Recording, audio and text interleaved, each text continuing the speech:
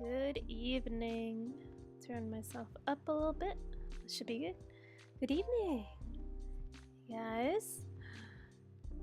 Hope everyone's evening is going well today.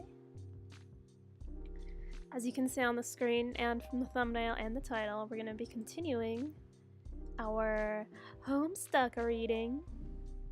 Pretty excited for this. I wish I could have streamed this earlier, but things got in the way, but we're continuing today, and we will continue more this week, so I hope you guys are excited. Alright. I guess we should get started. Where's my chat? There it is. Alright. This is where we left off. Meeting our girl, TT. Let's begin. A young lady stands in her bedroom. Due to a violent storm, her house has just lost power, along with her wireless internet connection. This has severed her link to a popular video game she was playing with a young man at a critical moment. That young man is relying on this young lady to reestablish a connection somehow. This young lady named... It's on the tip of your tongue. What's the name of this young lady again? Enter name. Flighty Broad. No, that wasn't it. One more time. Rose Lalonde. Our girl, Rose. Your name is Rose. As was previously mentioned, you are without electricity. Although your laptop computer still functions on battery power. You have a variety of interests. You have a passion for rather obscure literature. You enjoy creative writing and are somewhat secretive about it. You have a fondness for the bestially strange and fictitious, and sometimes dabble in psychoanalysis. You also like to knit, and your room is a bit of a mess. And on occasion, if just the right one strikes your fancy, you like to play video games with your friends. What will you do? It's not that messy. Just got some stuff on the floor. No dishes or anything. No trash. Look at those drawings. I wonder if she did those. Very cool. Doesn't make her bed relatable.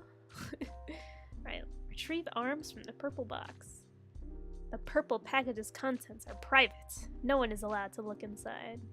Oh, she just shuffles it in there. That's so cute. Writhe like a flagellum and puke on your bed. Ugh, what a terrible idea. The thought alone makes you sick to your stomach.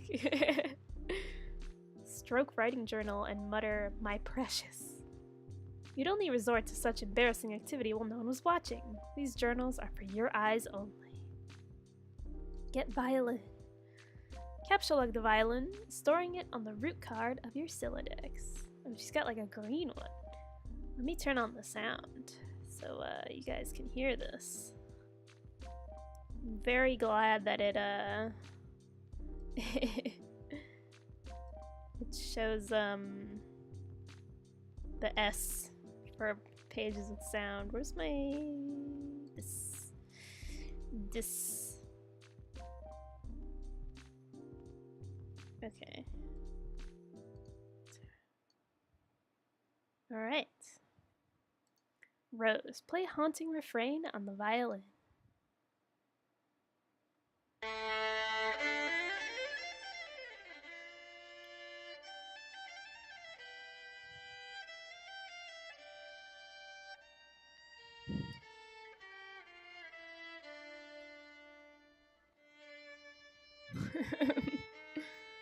You waste approximately 40 seconds playing the violin while your friend is in peril.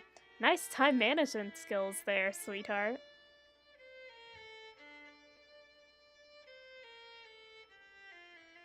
Not bad.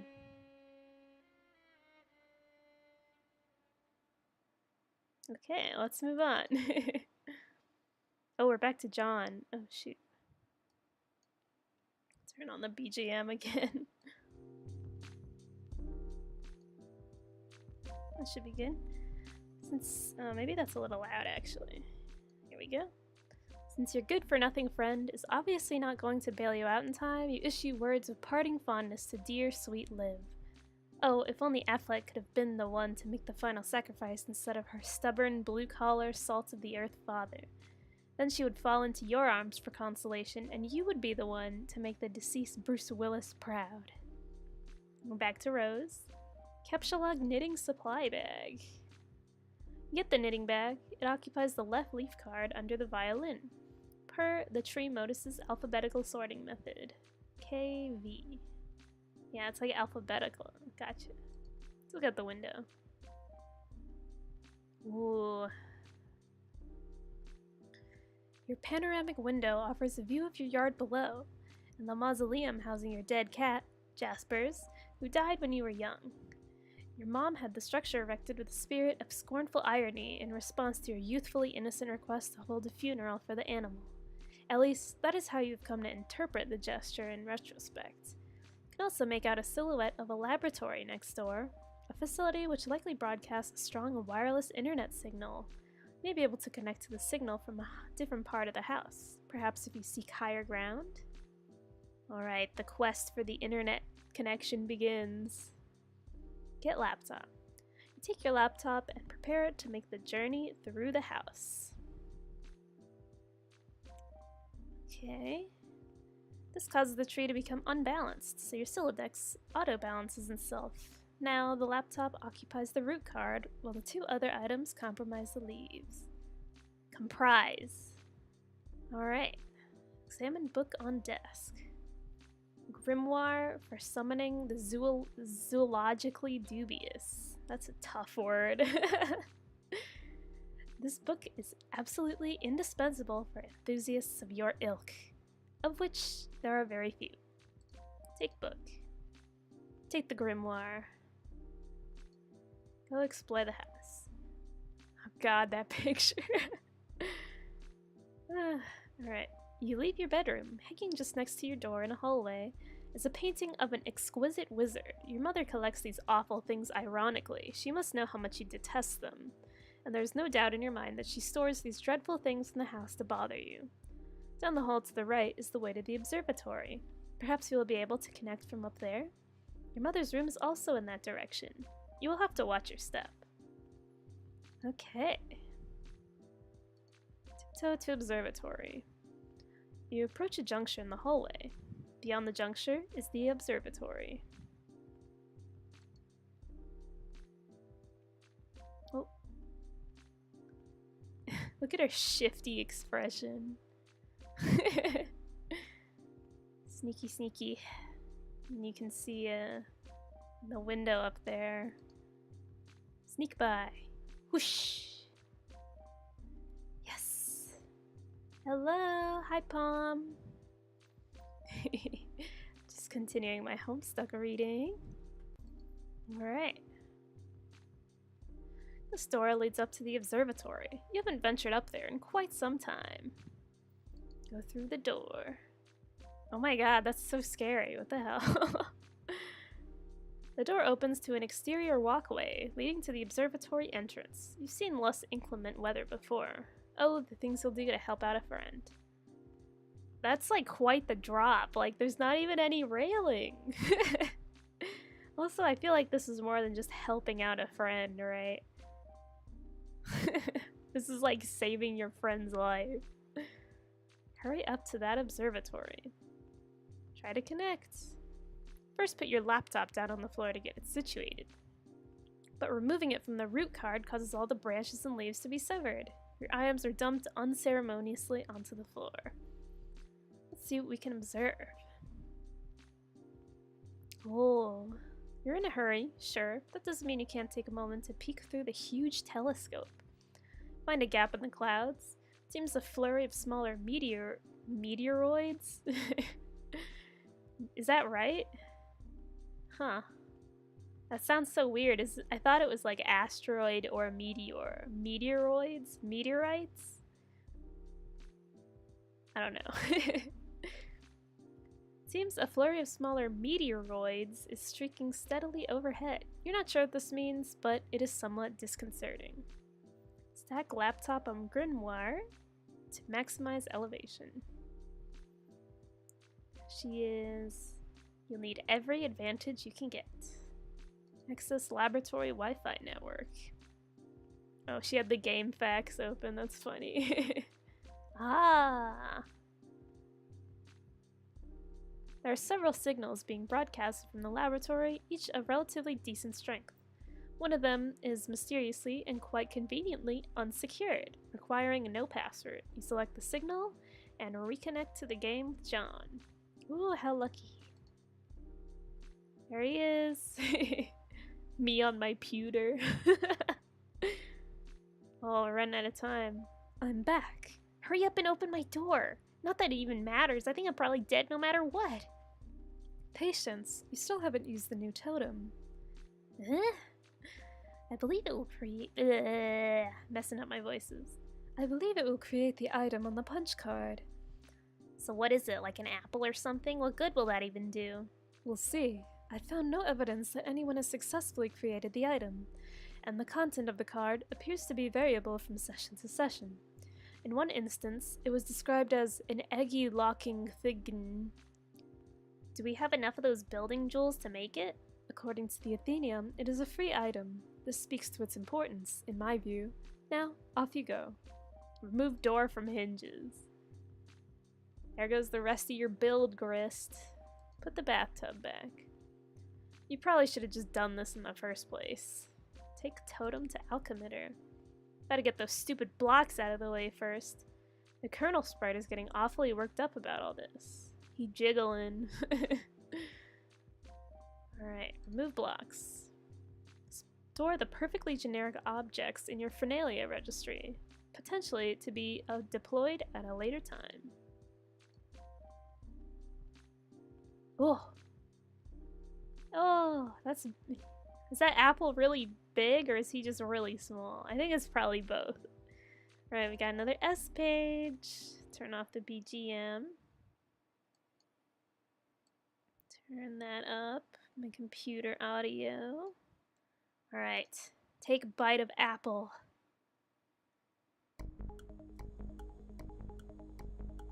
Oh my god, this is so dramatic. Oh, you can see the timer there at the top. Oh my god. This music is so freaking epic, I swear.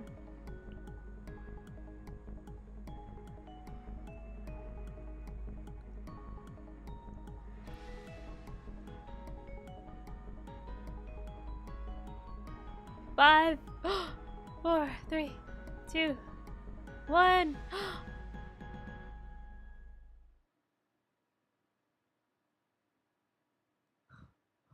Oh.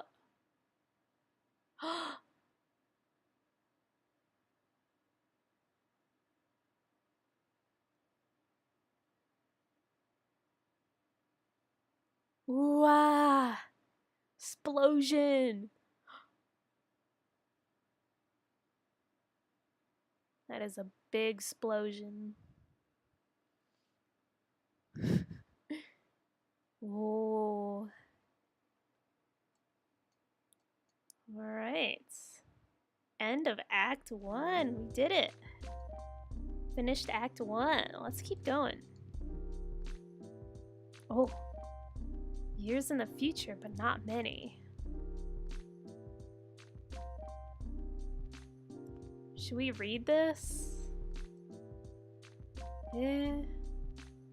Might as well. Yeah, might as well read it. Little man. Whoa. Ah! Wayward vagabond records a stuttering step in the sun-bleached dust. Act 2. Oh, we're back to game facts.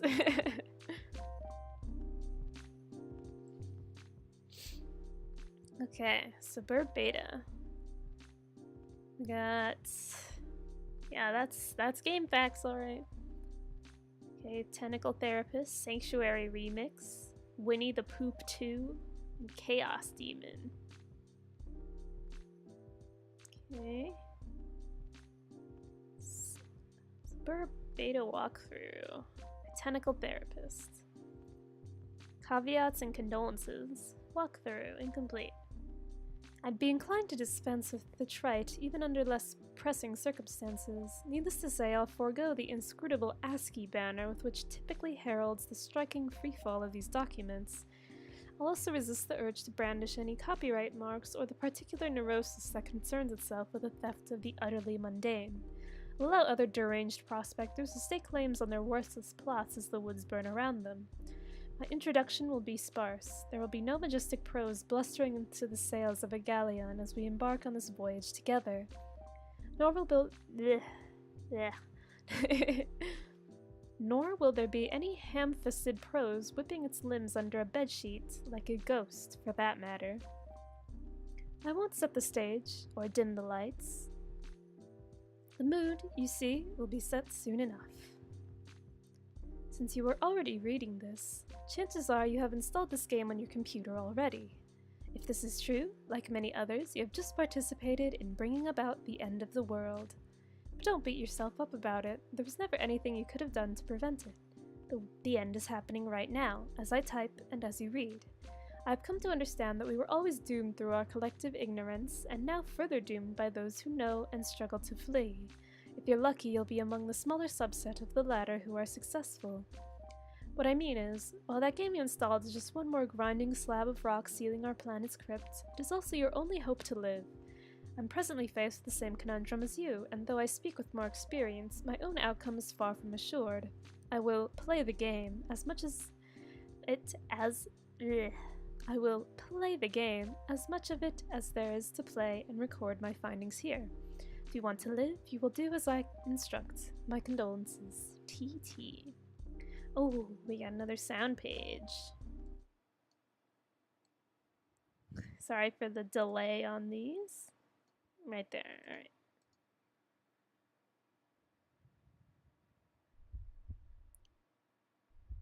Oh, okay, we're seeing what happens. Ooh, spooky. Fire. This is so spooky, can you imagine? Oh my god. Eh. Think Papa's still here. Sorry about my my Discord notifs. Oh. Wow. Good thing the car was saved. Wow, look at that. How epic.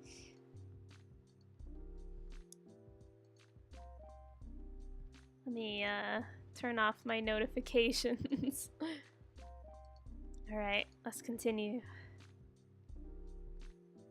The kernel divides. The two halves go their separate ways, leaving behind the sprite portion. Wow, look at, it's all jiggly. Boy. Oh, there, oh. What is left of the sprite undergoes a mysterious transformation.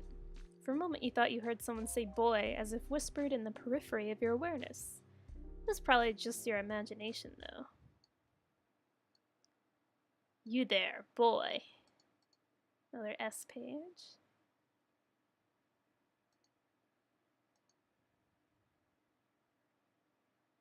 They didn't update this? Aw, that sucks. This was originally like a game you could play, but I guess it's still on Flash. Oh no. What? What? Oh, okay, I see. What? Boy, listen to me. Boy, his name is John, you nincompoop. Boy who is John, do what I say. What would you like boy who is John to do? Obey my commands, John boy. And those commands would be, I'd like the boy to interact with his environment in a constructive manner. Maybe you should be a little more specific. Have the boy assess his current situation. I'm afraid I can't have the boy do that. Tell him to do it yourself. Very well. Okay. Okay, and? That instruction does not do anything at the moment.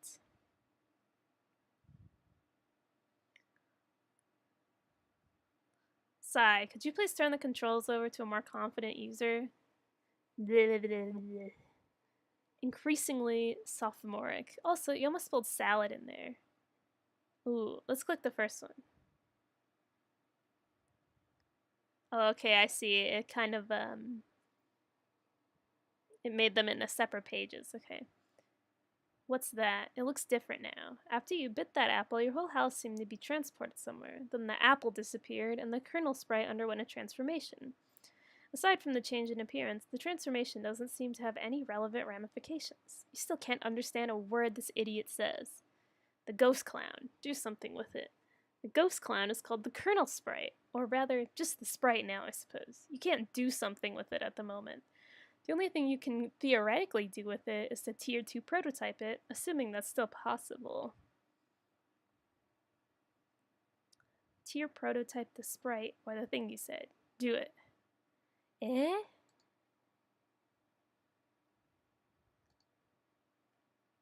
Okay, that's the button to move on. Okay, gotcha. This large platform. Good grief, what is it, boy? The alchemitter created the apple or the tree that sprouted it, rather, right on time to save you from destruction. You're not sure if you can say the name for You're not sure if you can say the same for your neighborhood, though. You wonder what happened to your dad. Peek over the railing. Getting close to the railing makes you a little nervous. It's a long way down. Examine the strange blue vase. It's the piece of cruxite you carved with the totem lathe. When its contours are scanned, the alchemitter is able to produce that tree. How odd. Open this door and walk through it. What is down here? Proceed, boy. I'm not fond of this smug fellow. The man, the myth, the legend. What do you have up your sleeve there, Anderson? Look at that poker face. He's not telling a soul. Open this. Your dad's room is still locked. Go in there now. I'll go in there now. Your plumbing appears faulty. Man, Rose did such a piss-poor job of fixing the bathroom. It would almost certainly be a mistake to try to use the toilet. Guess you could just go pee over the edge of the cliff. Leave at once. No, go back. Go in here. Inspect this ghastly man and his boy. Fred Savage has a punchable face, your ass. More like a talented young actor's face who would want to hang out with if he got the chance, and also if he were not a fully grown man by now. Anyway, the thought of monsters lurking in your house scares the shit out of you, which is why this movie is so awesome. The fact that those monsters could also be your best friend is what makes it doubly awesome. Is that John Cusack? Yeah, you guess so, but damn, that door be covering up your man Cage something serious. That ain't cool. The hell? This door, explain this. Rose sure did a number on your house, but I guess she did manage to save your life. You guess. Observe this box. The bunny is not in the box. I said the bunny is not in the box. Why couldn't the bunny be in the box? Oh, it's missing. Oh no. Marvel at this adventure in outer space. This movie is... okay, this movie's really bad. Not even you can defend it. You've been meaning to take this poster down, actually. Armed foes of the deceased? Most people just say the second one was not as great as the first, but you just feel the opposite. It was really cool and sort of gross how they hosed each other down with the slime that made people angry. TG refers to the film as Nasty Man Bro Bukaki Theater, whatever the hell that means. I'd say that's pretty accurate. Makes sense. Definitely sounds like it would come from TG. Examine this unpleasant fluid. What is this stuff? Acquire the small Persian rug. It's a towel, dumbass. It will probably come in handy for cleaning up this weird mess in your room. Not that it's a huge priority, though. Look through this window. At least the tire swing remains unmolested. A tree without a tire swing is like a house without a surrounding neighborhood, you guess. It's a huge sewing machine. Of what use is it? The punch card seemed to contain the instructions for carving a totem of a certain shape. Yes, maybe other punch cards will produce different shapes. It bears further exploration. This funny man text, you should ignore it.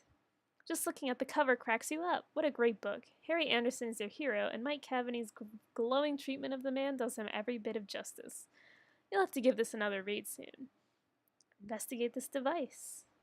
Oh, someone's messaging us on our pewter. Oh, it's TT. Seems you're still connected to the internet. Rose is trying to get in touch with you. You'll reply in a moment once you have fully assessed your situation. Ooh, there's question marks for the time. That's pretty spooky. Go out of the door that is not here. The man with the humorous spectacles. Admire him. Oh, Michael Sarah, your warm smile is a shining beacon in these dark times. I detest this. Disregard it? The Harlequin painting? You have the sentiment in common with John, then, I suppose. No. Keep moving. Believe me, you have no intention of turning your head to observe this dreadful thing. Why does this small man stand here? This Harlequin is always ready to serve you with illumination, whether you're reading a book or just enjoying a nice pipe. What is the meaning of this rubbish? Okay, even you have to admit, this one's pretty funny. Just imagining, like, John just, like, waddling around his freaking house, just, like, looking at stuff, and then he just goes, like, to himself. What a nerd. Small dessert tray? Useless. In retrospect, it was pretty funny when your dad pied you like that. Gotcha'd again by the old man. Use this to reseal that opening there. If only putting the lid back on the crook stritter would undo all it's done. Alas, Pandora's tube has been opened. Move this absurd edifice and exit your house, boy. This thing weighs a ton. You'd honestly be surprised if the game cursor could lift it, or at least not without a significant expanse of grist. Of all the places for Rose to drop the infernal thing, more than ever you feel... What's the word you're looking for? Of course. House-trapped. Vile. Pay no mind to this filth. What has he been doing there? Playing with a ball or something? Clowns are stupid. Can't even see the picture, bruh. Wield these instruments of combat. Any one of these things would make a fine weapon, if only your strife specibus wasn't already allocated. Oh well. Destroy these diminutive soldiers of merriment. Hardly seems worth it to go to the bother. You doubt you could get much for him at a garage sale even. Maybe a grubby palm of pennies and a kick in the nuts for the whole lot of him. Okay. Stow lump of soot for future use. That stuff is really dirty and you don't want it. Besides, you have it on good authority that a significant portion of it is comprised of asbestos. Oh, because that magazine said it was printed on asbestos, huh? Topple this urn immediately. That'd be disrespectful to your Nana. You won't do it. Or not intentionally, at least. Consider that it's fortunate she's no longer around to witness the sorrow. On the other hand, you would probably benefit from her elderly wisdom now. Ugh, no. So coy, so mysterious. This way, through the doors like you see in a cowboy saloon. Plunder chest. Would you like to play a game? Pekin bowl of goo. Wherever your dad went, he seems to have left in a hurry. For all his absurdities you have to put up with, you sure wish he were here right now. Aww. Examine the smeared substance. Is this oil? You wonder what happened in here. Where's your dad? This book is too big for a young, stupid boy. Colonel Sassacre is your favorite book, almost as favorite as Wise Guy. They're both your favoritist of all time. What a nerd. Can you believe this guy? Sample powdered, uncooked dessert. Back ye, miserable wench.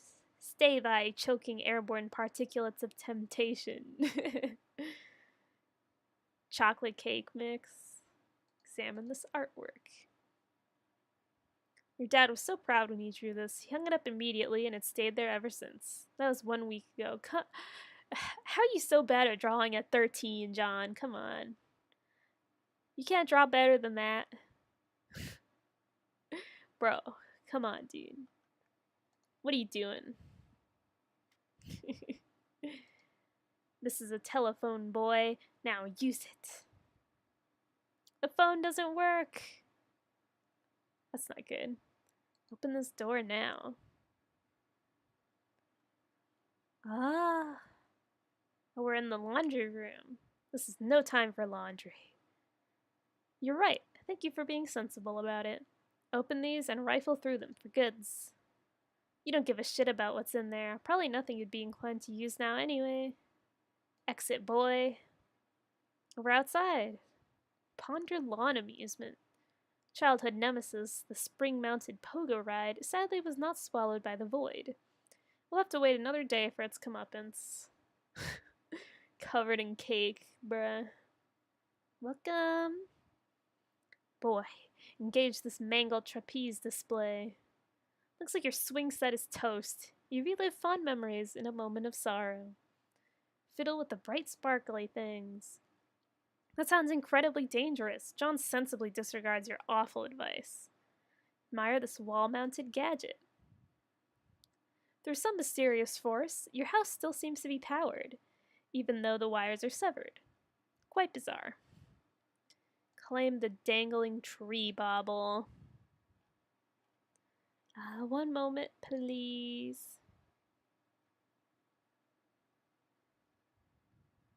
Okay. The trick handcuffs are still there. Thank God. And no, you are not about to try to claim them right now.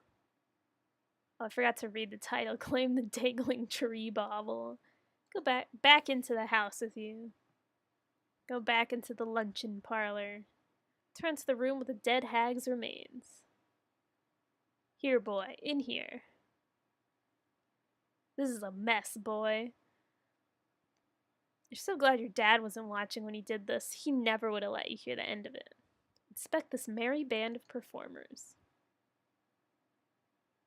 Cirque du Soleil once filed a restraining order against your father. You were never so embarrassed in your life. What did he do? Hello? What did he do? What did Papa Egbert do to get a restraining order? Consume nut? Bro. Ayo? Consume nut. You would, but you're not sure if this dark realm has any hospitals. Ayo? That was my lip bite face. I hope you enjoyed that. Operate this instrument. Oh, that's the... Play your favorite haunting refrain. I wonder if that's actually... I can't read music, so I wonder if that's like actually what it sounds like. Or what it reads as. Very cool.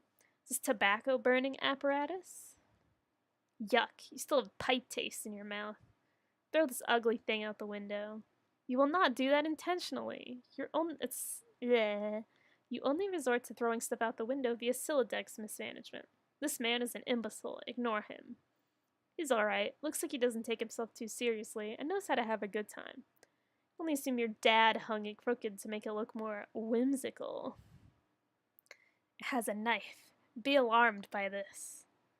R.I.P. Ledger. Look here.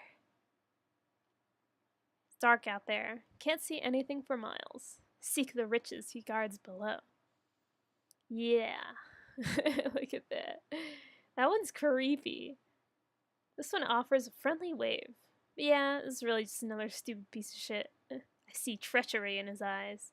Oh, he doesn't look so bad. Open the iron vault, boy. You don't know the combination. Disregard this nonsense. Your dad used the stuff sometimes to dazzle you with the silly vaudevillain escapades. Really? You couldn't roll your eyes hard enough at his corny acts. Read unpleasant literature. The Serious Jester. Serious Jester magazine. For those whom clowning around is serious business. Turn to the large room with the gross paintings. Boy, quit all this scurrying around. For the last time, this boy's name's John.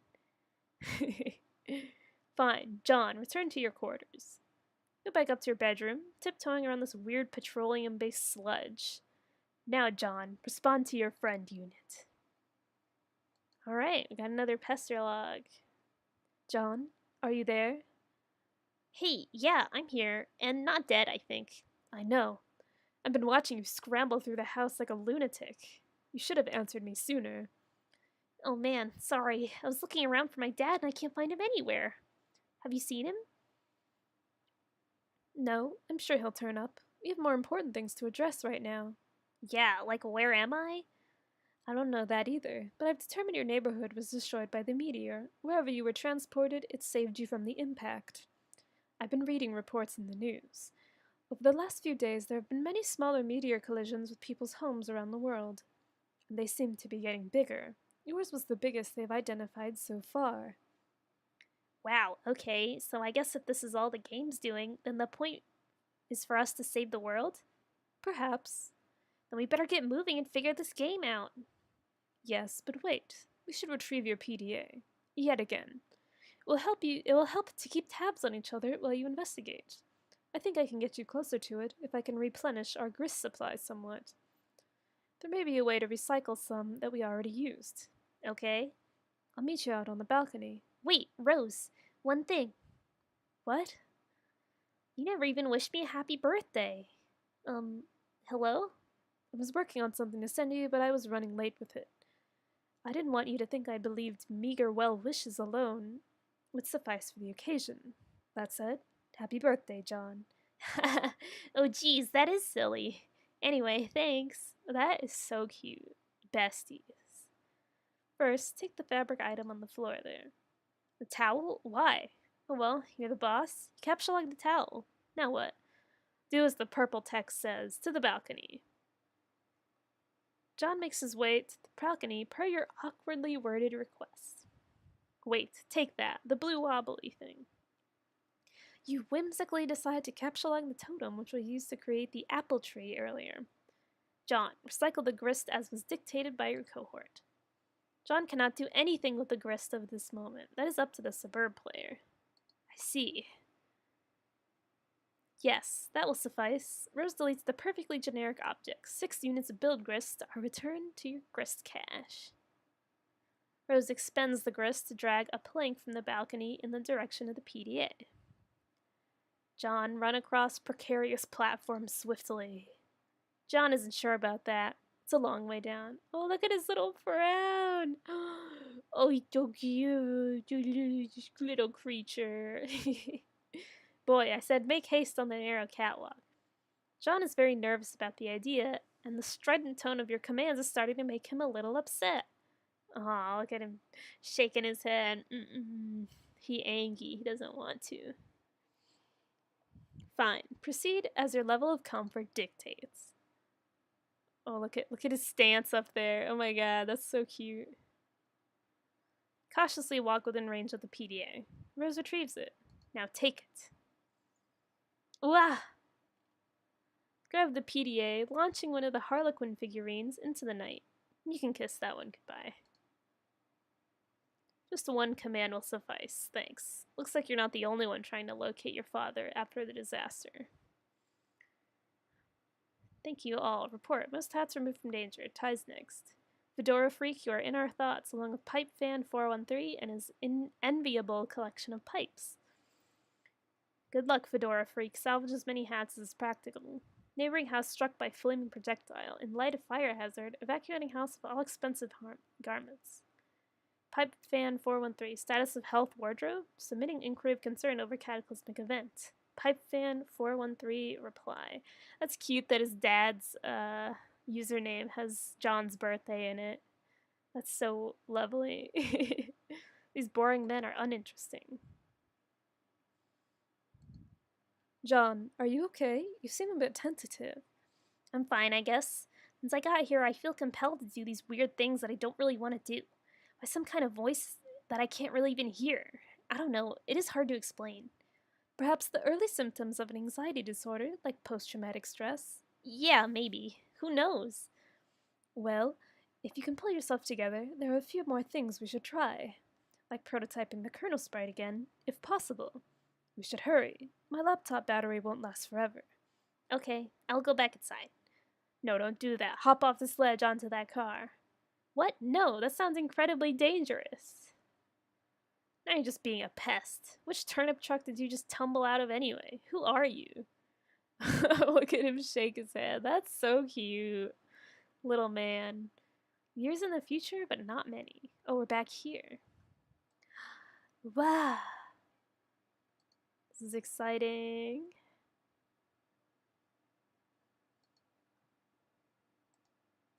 Alright.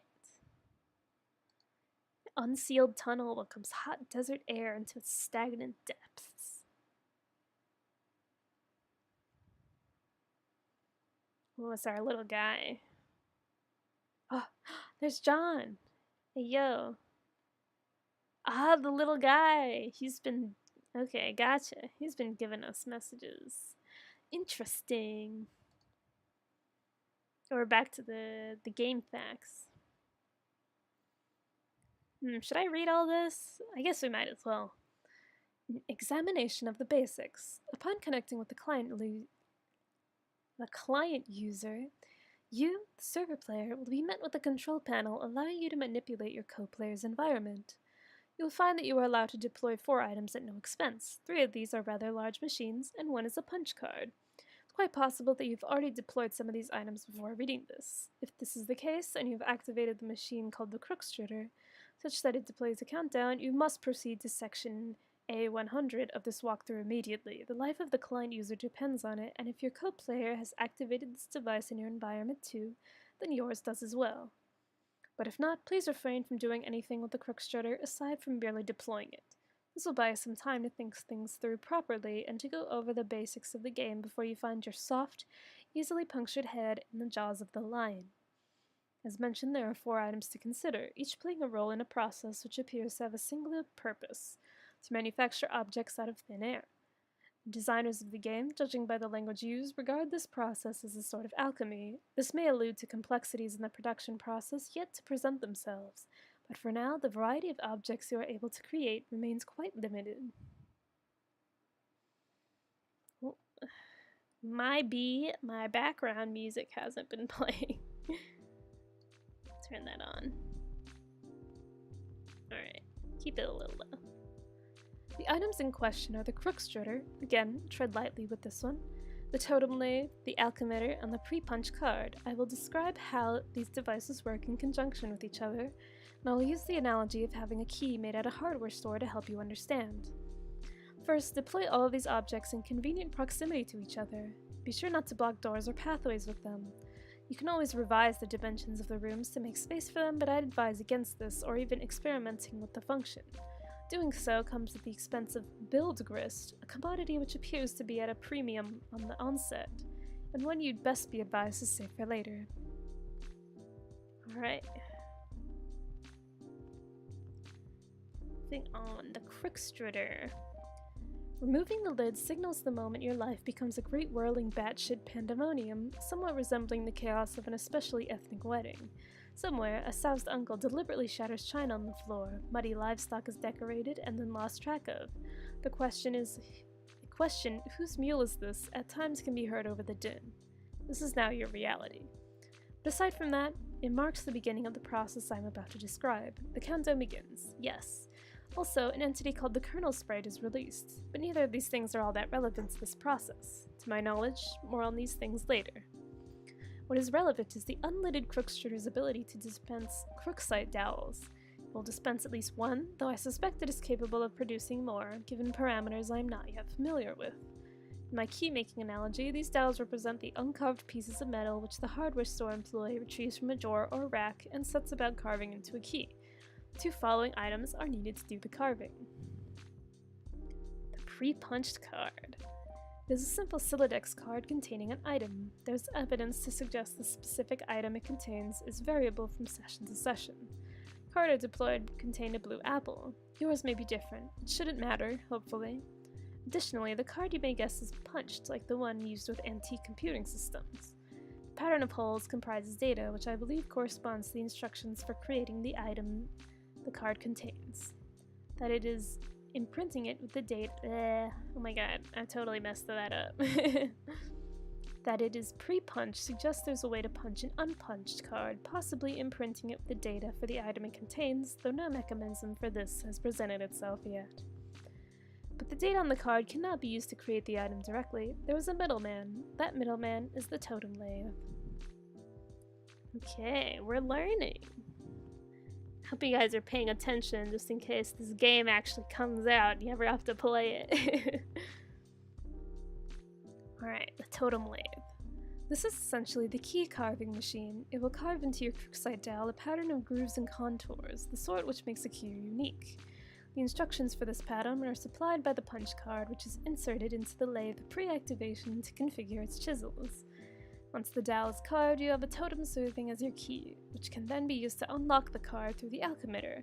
But at this point, I will not diverge from my key-making analogy and switch to a barcode analogy, which is not a terribly strenuous leap to make since the concepts of a key and a barcode are essentially the same. One being a unique pattern of grooves, the other of varying black lines. The alchemitter. If you place a Crookside dowel, carved or uncarved, on the alchemitter's small pedestal, its robotic arm will scan the contours of the laser, hence the barcode analogy. This is the machine's way of reading the data originally imprinted from the card and transforming that data into a physical object.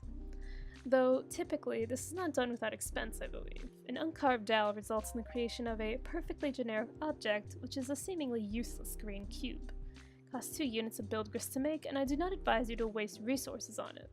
There appears to be many other varieties of grist, ostensibly used in combinations to create different sorts of items, which possibly offers some insight into the game's use of the term alchemy.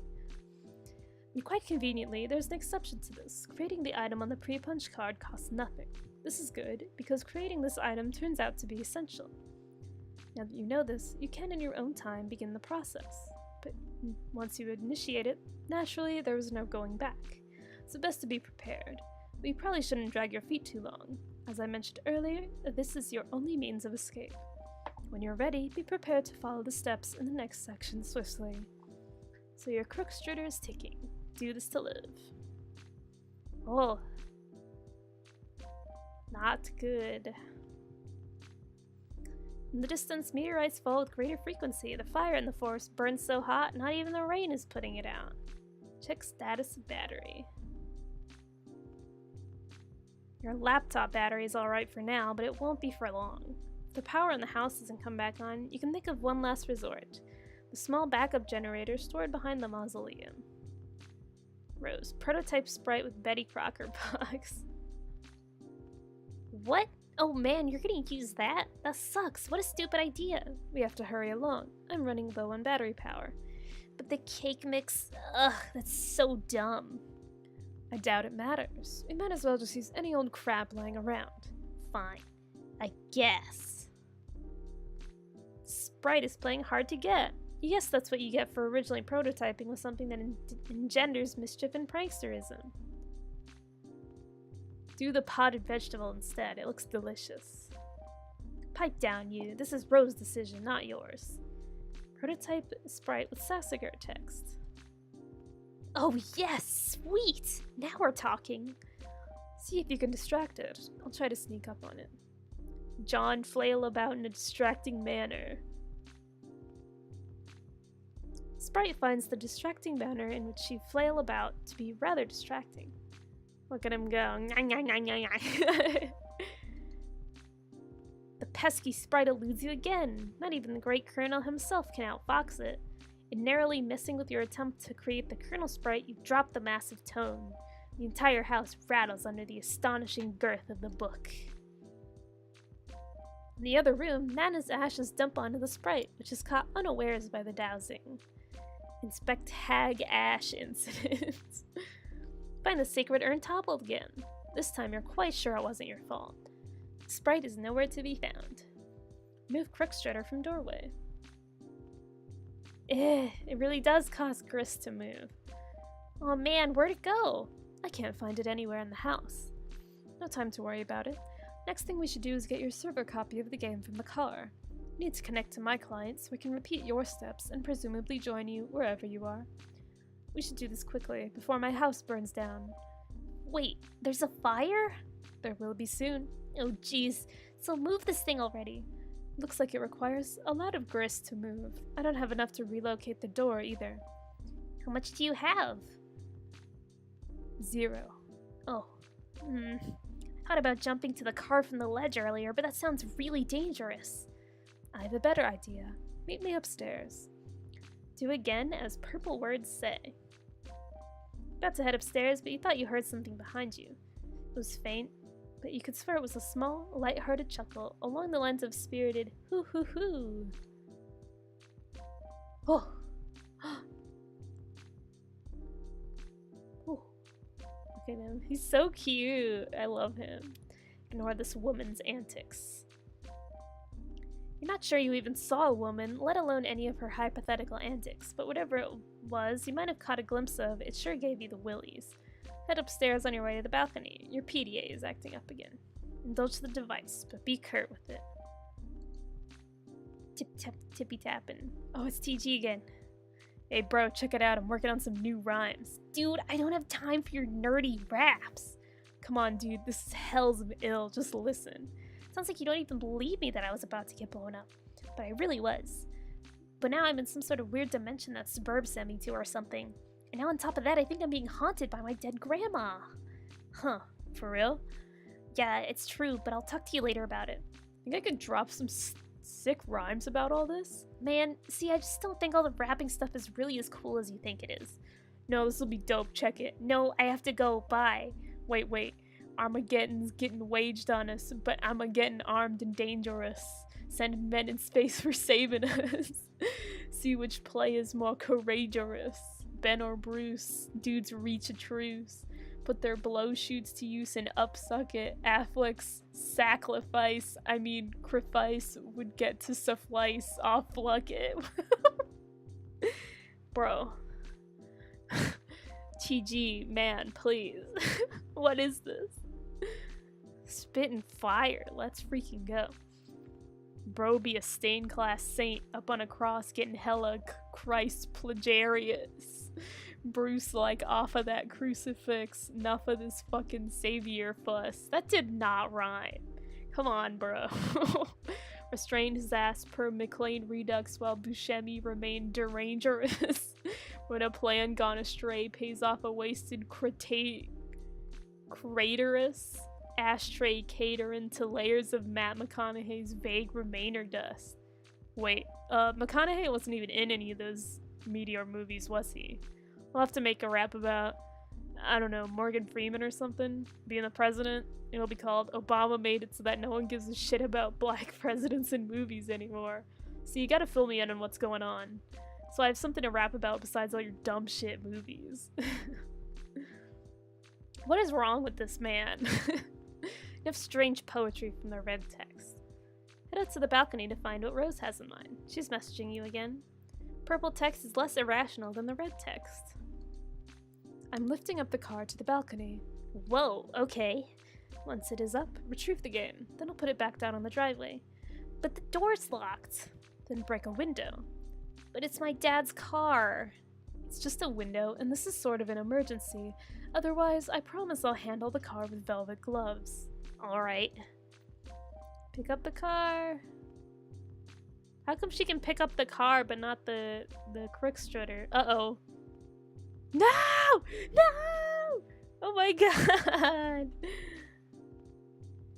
There goes the car. Uh-oh. Ridiculous folly. Inexcusable. You're inclined to agree, but hey, accidents happen. You double-check your PDA to make sure Froze is really gone. Indeed, this seems to be the case. TG is still pestering you, of course. But another chum is logged in now as well. What color are the words that this chum says? I'm back! Oh, hi! I went to investigate the explosion I heard. Was it by any chance a meteor? Yes! How did you know? Oh man, it's kind of a long story. Anyway, are you okay? Did it blow up your yard or start a fire or anything? No, I am fine. It landed a pretty good ways from my house and I went to look at it. And it's pretty big, but Beck doesn't want me to go near it, so I came home. She seems to think it's dangerous. Well, gosh, she's probably right. Anyway, what have you been up to, John? Oh, did you get my package yet? Yeah, I was trying to get it, but Rose dropped my car into a weird spooky bottomless pit and the package was in the car and I'm really sorry about that. Oh no! Wow, okay, I guess I should start at the beginning. See, a meteor blew up my neighborhood. That's terrible, John. I'm so sorry. But I'm okay, and my house is too, sort of. That game I was telling you about, Sburb, which I was playing with Rose, sort of transported me somewhere at the last minute. But now I'm trapped here and it's weird and dark and I can't find my dad and I just lost the card and my copy of the game in the pit and I think I have to save the world from the apocalypse. Well, it sounds really crazy and kind of scary, but it also sounds kind of exciting. I don't know, John. Maybe this is your destiny. If anyone can save the world, I think it is probably you. Wow, you think so? Yes. Well, okay, but it's not even that simple. I was about to connect to Rose to help transport her and save her from meteors and fire and stuff. But she lost battery power and I lost the game disc. So I think I have to get TG to use his copy to save her. But that jackass won't shut up and stop rapping and stuff. Hahaha, he is so silly. Yeah, anyway, I should talk to him about it, so be right back. Alright, the green text was attractive. Now view the red text again. Attractive. Hey yo, these kids are 13, bro, what are you saying? Okay, that was a stupid joke. When the film crew zooms where the president's at, I'm like, if that dude's black, I'll eat my hat. Turns out he is, so we're all, damn, director's got gumption. Like, we'll flip our shit, he ain't shining shoes or something. It's called free emancipation. If it's not pres-election, it's God ascension. I'm Bruce Almighty. Whoops, different Bruce from the one I just mentioned. Ah! Can't explain to me why this ain't condescension to think I'll shit a brick. Not even he can convey the attention with his quick-spun wit. Rather defray all this tension, sit on his lap while he whittles a splint. And some guy eyes what he does and patronizes. I guess, I don't know if I can say that. The mother of invention. I'm just gonna play it safe, and if ever there's a word that doesn't sound like I should say it, I'm gonna skip over it. I don't know, I just want to be safe, since this comic can get pretty rude, as you might have already seen. Stop rapping for a second, you horse's ass. I have something important to talk about. What's up? Rose is in trouble and she needs help. I was going to connect her with Sburb, but I lost my copy. Okay. Also, she lost battery power. If she can get back up and running, she'll need someone with the game to get her out of there before her house burns down. So I think you should use your copy of the game to help her. My copy? That's gonna be tough. Why? I lost it. It's a stupid story and I'd rather not talk about it. Should be embarrassing, you. Thought you said you had two?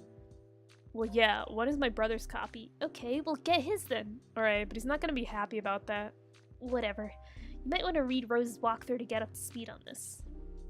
Oh man. What? Nothing really. I totally ruined that. Bruh. Nah, I'm perfect at voice acting. I never messed up once. Oh man. What? Nothing really. Look, all I'm saying is the girl tends to lay it on kind of thick, you know? Rolls eyes. Your laptop is out of battery power. There's only one thing left to do. Time to make your way to that backup generator. Knit laptop cozy to shield your laptop from the rain. That would be such a waste of time. Besides, you already knitted one a while ago. You retrieve it from your knitting bag and apply it to your laptop. Capsulog the laptop plus cozy. Equip grimoire to strife specibus. That would be incredibly ill-advised. There are some dark forces you just don't want to mess around with. You understand this better than most. Put the book down. Recapsulog. Grab the knitting bag and the grimoire in that order. It's always a logistical puzzle with your tree modus. The tree auto-balances, leaving the knitting bag in the accessible root card. Allocate knitting needles to strife specibus. Feel a lot more comfortable with this as a weapon. You're so handy with those needles, you feel like you could probably use them to fillet a swordfish. You lose the root card in the process, severing the tree. Hey, be careful with all that stuff. Knit plush cuddle Cthulhu to soothe nerves. That would also be a preposterous waste of time. Besides, you're quite sure you'd never heard of this creature called Cthulhu before. There are, however, many other specimens of the zoologically dubious you're familiar with, such as... Consult the grimoire. Fluthulu, foul patrician of misery. To hear his mammoth belly gurgle is to know the epoch of joy has come to an abrupt end. Look at that dude. Look at this dude. And Nrub Yigglith, shamebeast king of grotesquerie, writhe lord of the moist beyondhood. Hearing his melodious chirps and tongue clicks causes one's bones to explode. Looks like a handsome fella. And of course there's Oglogoth, the deep one. Whether he grinds his teeth, all the children of a random galaxy somewhere will frown continuously for a 9,000-year span. He is the first and smallest of the smaller gods, appointed in the servitude of vile, unfathomable pantheon of middling gods, which caters to the whims of the noble circle of horror terrors, an omniscient, omnipotent order of the elite few, forever cloaked in the darkness of the furthest ring. Spooky. There's a strange page containing some rather mysterious notes on summoning procedures. Never been quite sure what these diagrams are getting at. Got a window, got like a plug, stained glass, yeah. He kinda chunky, true. Take items and proceed downstairs. Ooh, another S page. Recaptulog everything the way you want it to appear in the tree and head downstairs. Okay, that's enough dilly-dallying. Time to get a move on. Alright.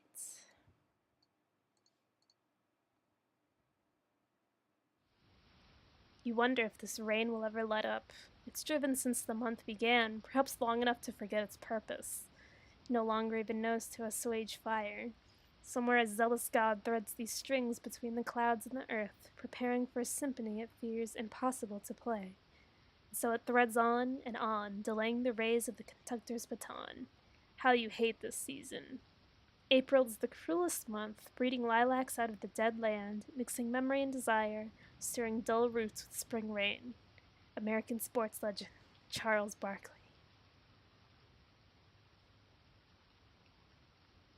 Confront mother in hall. Surely your mother is lurking nearby. You should be prepared for an unpleasant confront. Oh, psych! Who's this young man? What? This is a really cool dude, okay? He's standing around being all chill, like cool dudes are known to do sometimes. Cool dude like this probably has a real cool name, but he probably wouldn't just tell you what it was if you asked. Be way too busy for that. Busy being totally sweet. But you could always try to guess his name, and if you were right, he might nod ever so slightly. That's a cool dude's way of letting you know there might just be hope for you yet. Enter name. Insufferable prick. This guy doesn't have time for this sort of bullshit. Try again. Dave Strider. It's our boy. Examine room. Ah. Should we go on for a little longer? This might be a good place to stop, right? I think we can go on for a little longer. We can go on for another hour. Let's do that. Yes. Your name is Dave. It is an unseasonably warm April day. Your bedroom window's open to let some air in, and your fan is cranked. Arguably, even more cranked would be your fly beats, which brings us to your variety of interests. Cool dude like you, sure to have plenty. You have a penchant for spinning out unbelievably ill jams with your turntables and mixing gear. You like to rave about bands no one's ever heard of but you. You collect weird dead things preserved in various ways. You are an amateur photographer and operate your own makeshift darkroom. You maintain a number of ironically humorous blogs, websites, and social networking profiles. And if the inspiration strikes, you won't hesitate to drop some fat rhymes on a mofo and represent. What will you do? Retrieve arms from cinder blocks. Nah. Get the damn beta and save your friend's life. Notion strikes you as nonsensical. You can't imagine how a video game could save someone's life, and in any case, you're quite sure no one you know is in any danger. Anyway, these are your copies of the beta you received in the mail recently. You've labeled them with your name in bold red print to distinguish them from your bro's copies, who labeled his in his kind. Neither of you really gives a shit about this game or has any intention of playing it, but you'll be damned if you'll let that get in the way of your campaign of one-upmanship. Bleat like a goat and piss on your turntable, never considering allowing any fluid even remotely resembling urine to touch your beloved turntables. That would risk breaking them, and a world without the gift of your godly signs just doesn't sound like a place you want any part of. While you're at it, you might as well wipe out human civilization with a meteor or something ridiculous like that, which will probably never happen. Sort of thing only happens in stupid idiot movies for stupid idiots.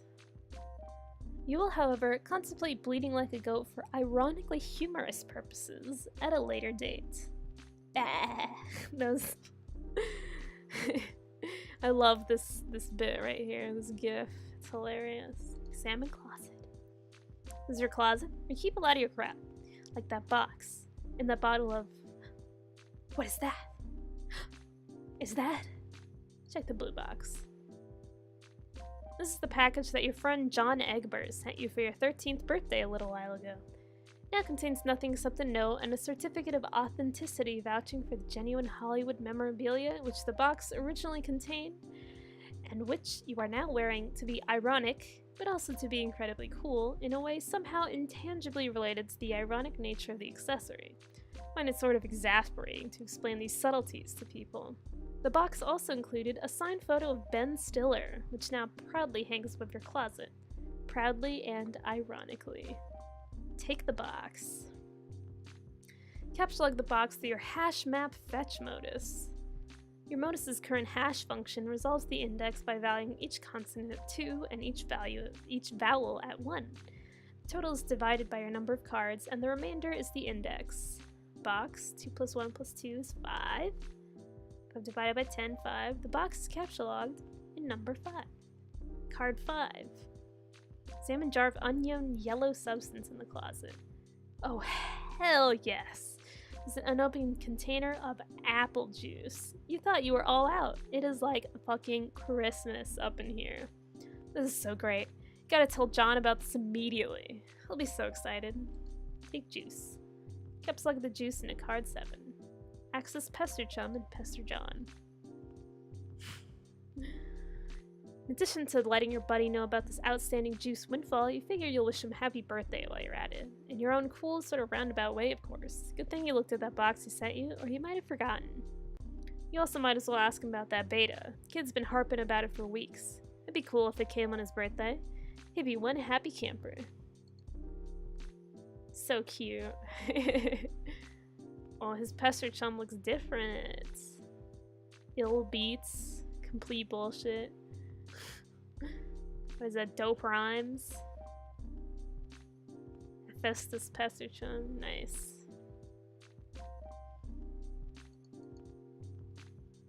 Alright, we read this already.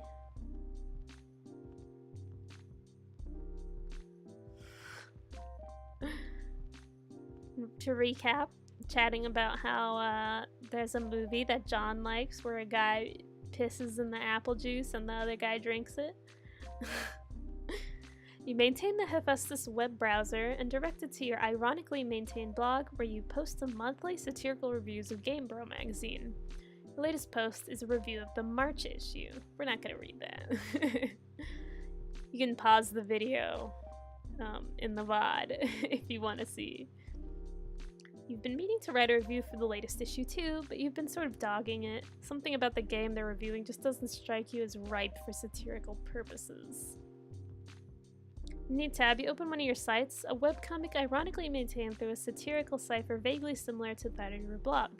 It's called Sweet Bro and Hella Jeff. You have legions of devoted fans, most of whom are totally convinced of your creative persona's sincerity, which is just how you like it. We'll check out a few of these because these are quite relevant can't wait to be a useless pile of shit all day and play all these games. Fuck, I'm falling down all these stairs. I warned you about the stairs, bro. I told you, dog. It keeps happening. I told you, man.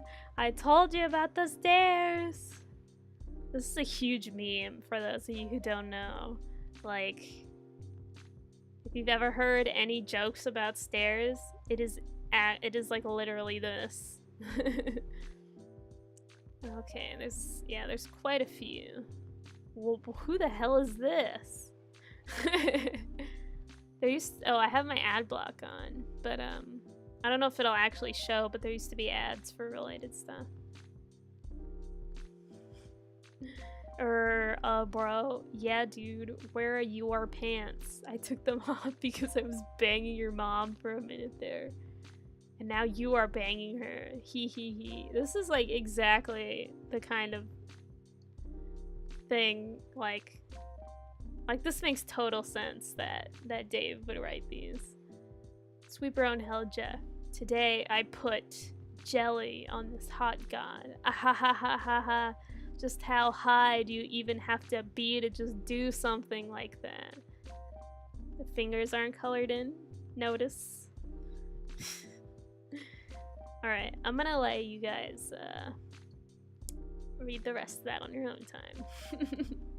Check the latest page of the Midnight Crew. Figure as long as you're chilling at your computer, you might as well see how the new MSPA story is going. You haven't looked at it in a while. For some background, Homestuck used to be hosted on a site called MSPA, but it is not anymore, so this joke doesn't really make sense. Midnight Crew. Ooh. You are members of a sinister gang called the Midnight Crew. Your nefarious plots are a serpentine in complexity. Your schemes, convoluted. Planning a heist in your underground hideouts. What will you do? Use Occam's razor on plans and schemes. Spade Slick use Occam's razor to carve a circular hole into the heist plans, freeing it from the knife. Wonder what moron would jam the knife so hard into the table in the first place. This guy in the front is Spades. The short guy. Climb ladder and exit hideout. Implement nefarious plots. Push against the manhole cover, but it seems some unbelievable jackass has parked your getaway van on top of it. How did you get in? Huh? Feel your feeling stirs. That feeling is overwhelming, soul-blackening rage. Sort of rage that'll make a man feel totally justified in sporting an unnecessary elaborate assortment of fancy blades. Dave, skip ahead 100 pages or so. You don't remember where you last left off, so you jump way ahead. You always forget to save your place in the story. Looks like tempers have become short in this pressure cooker already. You speculate that the tipping point may have been an ill-advised motion for a game of 52 pickup. Save your place, read it later. Even though the adventure just began recently, it's already over 3,000 pages long. You just don't have time for this bullshit. You'll catch up later. Besides, looks like someone's pestering you. Pretty sure you know who it is. It's your chum. Ooh, we haven't seen this yet. In some cultures, the persistent refusal of a lady's invitation to play a game with her would be a sign of wanton disrespect. Either that, or flagrant homosexuality. What? Oh no. No, look, I'm busy, okay? I got a lot of shit on my plate. I'm sort of a big deal, okay? I know. Sometimes I wonder how you are ever allowed to pay for meals in restaurants. It must be hard to keep a low profile when you're always overhearing odd voices whisper, "It's that guy who has a blog." Seriously, dudes be worshipping me left and right. I can't hardly walk down the street without stepping over torsos of the prostrate. Navigating the urban landscape, I'm sure, is difficult enough without an obstacle course of deferential flesh and skyward asses. Perhaps adapting the art of parkour to your unique environment would help. Yeah, I mean, damn. There's this scruffy little shit at my feet, an orphan or something, I don't know. Face flush on the pavement. I'm like, dude, you listening for a stampede of buffalo or something? Braves a look at me and gives my shoe a little kiss and scurries the fuck off. Heavy is the crown. Yeah, not kicking over Oliver Twist in the fucking face every day is my gift to the world, I guess. Breathtaking magnanimity. Among other things, just give and fucking give. Indeed. Nary a jewel tumbles from your wish box of daily exploits, so I imagine does not sparkle. Oh, for fuck's sake, you're just lobbying for me to play that dumb game. Baseless accusation. Look, I'm telling you, Egbert is all about that game. He will play it with you and probably be tickled about it. I know this very well. I cannot hasten his mail's delivery, however. Yeah, I'll hassle him some more about it. And look, how about this? If you ever find yourself in the position where your life depends on me playing that piece of shit game, then I'll play it. Will that make you happy? More than you know. It perfectly mollifies my grief over the demise of chivalry. John, what are you doing? Stop doing nothing. Meanwhile, in the present, in a place where the present may be a concept with dubious merit, John is spacing out. But a vague and forceful thought jolts him to attention. Maybe it's that bumping sound coming from the other side of the door. What is that? Thick, unpleasant fluid pools from beneath the door. Troubling. Investigate this. Ugh. There's a trail of this fluid in the hall leading to your room. Dave, play some hauntingly sick beats. Had enough of the computer for a while. You feel like you've been messing around on it all week. It's time to get your jam on. Pull up your rusty Akai MPC 1000 sampler and prepare to get sick nasty. I believe this page was a flash page, so I don't know if this will work, but let's give it a try.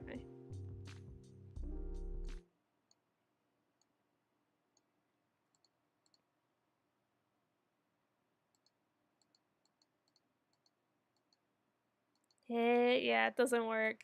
Ah, no. That's so sad. You used to be able to like make your own beats on this thing. It was really cool.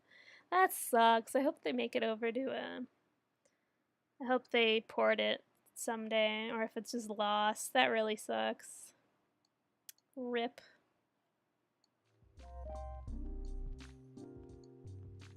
Dave, take a sip of the apple juice, despite what John said.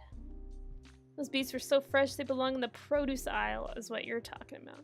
Soccer moms who thumping that shit for ripeness like melons. Know what I'm saying? After beets that fresh, it would be a crime not to reward yourself with a celebratory swig.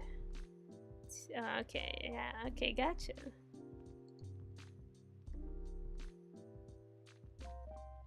You can't do it! John's got you all twisted up inside now. All you can think now is Mandel's gross monster piss. Damn you, Egbert. Bro moment. Recapture like juice. He changes his mind. Allocate sword to Strife Specipus. Strife Specipus is already allocated with the blade kind abstratus. There's no need to allocate it. Build your sweet ninja sword as a weapon once it's in your Strife deck. You have to capture it first before moving it there. Capture sword. The ninja sword occupies the same card as the juice, expelling the juice from your Siladex. It splashes all over your turntables and your copies of the beta. Ah! Bro. Come on, dude. He really spilled his apple juice all over his stuff, bruh. Get a towel or something. Head out to get a towel from the bathroom across the hall. You glance at one of the many radical puppets in your bro's collection and nod in approval. Is there anything not awesome about your bro? No. You think not. Enter the bathroom. There's a damp towel on the floor you could probably use for this crisis. Still have to pay a little respect to one of your bro's boys up there. Hey, little man. How's it hanging? Capture like damp towel. Take the damp towel, expelling the box.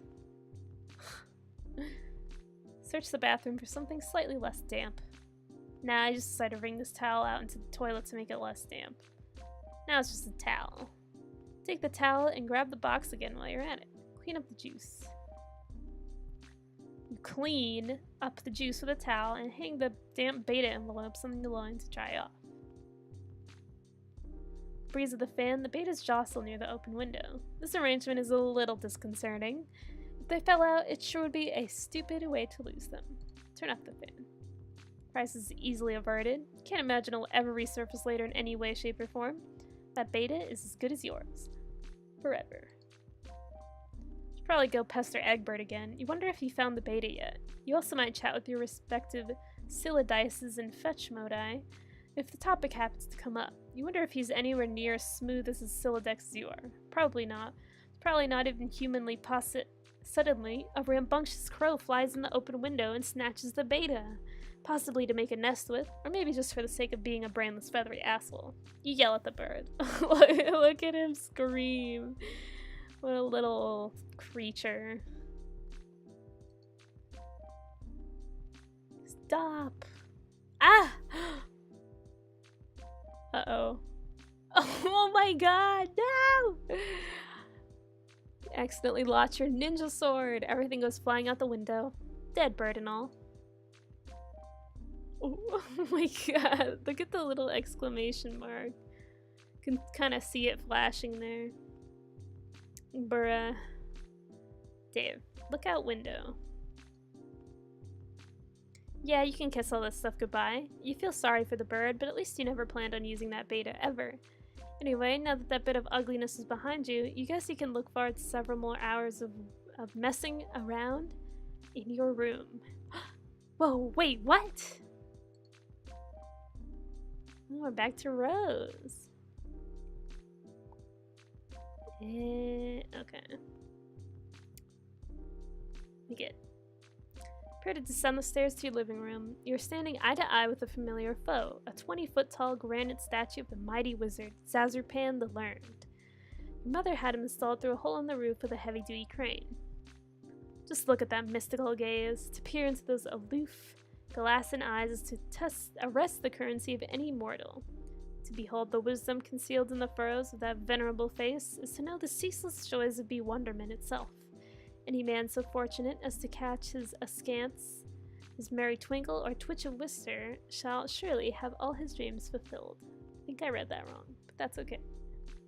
Find this grisly abomination utterly detestable. Rose. Psychoanalyze mother's love of wizards. There's nothing to psychoanalyze. Your mother clearly has no real affinity for these damnable things. She only collects them to spite you. If anything, she finds them even more repellent than you do. She's just a committed woman. Go downstairs to the kitchen back door. Descend to the living room area of your home's expansive open layout. There's the sound of rushing water beneath the floor. It tends to strike guests as a strange presence in a living space, but it's become hardly audible to you through familiarity. There's the front door, but hopefully there's no need to make the long trek around the house in the rain. You might as well see if you can slip through the kitchen and out the back unnoticed. View mother's solid copper vacuum statue. Okay, but it's bronze, not copper. But it wasn't always. A while ago, you gave this as an ironic gift to your mom for Mother's Day. You even customized it with a drink holder to support one of her ubiquitous alcoholic beverages. She liked the gift so much she had it bronzed and put on this pedestal. She even left it plugged in so it can still be turned down now and then, but never to do any cleaning, and never leaves this display. Sometimes at night when you're in your room, you can hear it wailing from downstairs. She must know you can hear it. She's completely deranged. Grab the Eldritch Princess. It's too big to capsulog. Not that you would want to move it anyway. The pretty princess doll has been sitting there for months, ever since your mother got this abomination for your birthday as a totally passive-aggressive gesture. Decided to make it much less abominable by knitting Her Majesty a new head and arms. Now it brings a mischievous smile to your face whenever you walk by. Your mother hasn't removed the doll yet, and probably never will. She'll never be the one to blink first. Acquire umbrella for protection from the elements. Gonna have a hell of a time accessing that card when you need it. You guess you'll just cross that bridge later. Peek inside kitchen. The liquor bottles are out in full force. Mom is surely nearby. Investigate richly colored object in middle of screen. That would be your refrigerator, whose surfaces have customarily served as the battlefield for a chilly siege of passive-aggressive one-upmanship. This was a drawing you did of your cat Jaspers when you were younger, along with a poem about him. Your mother bought this ostentatious $15,000 frame for it and held it welded onto the door. Where did she get all this money from? I wonder what Mom Lalonde's job is. Using the colorful magnet letters, you recently left a succinct message, which may or may not have been directed toward anyone in particular. But you couldn't find the letter W, so you just stuck two V's together. Your mother then purchased a fresh pack of W's and left them there for your convenience. Appreciative of the thoughtful gesture, you left her a sincere thank you note, which you had legally notarized and then marked with a drop of blood. But part of it was touching the floor, so your mother was kind enough to lift the lower portion of the document with a velvet pillow.